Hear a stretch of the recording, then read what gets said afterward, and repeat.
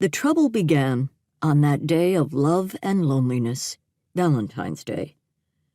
Edna O'Brian surveyed the lobby of Meadows Retirement Community, definitely decorated for love. Fat pink Cupid cutouts drew their arrows at red hearts on the windows. Crayoned cards from the third-grade class at the nearby elementary school formed a giant heart on one wall.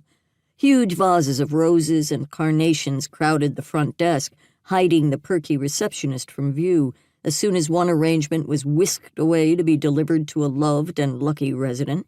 Another arrived with a swoosh of lobby doors to take its place.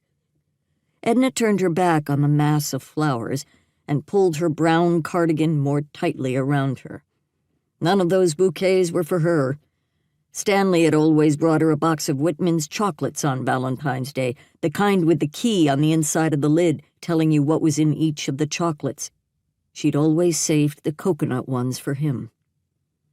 From her seat with the Fair Meadows prayer shawl group, Edna gazed across the lobby at the dining room, also decorated in honor of the day. The tables were decked with red tablecloths and fancy silver bowls, each of which probably cost more than her entire first set of Corningware.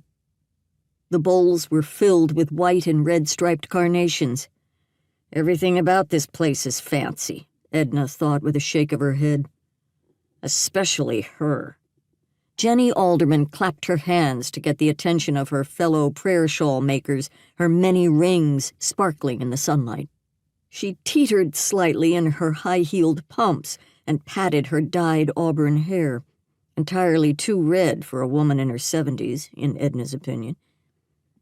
"Ladies, and gentlemen," Jenny flashed her dimples at Alistair Peabody, the lone man in the group.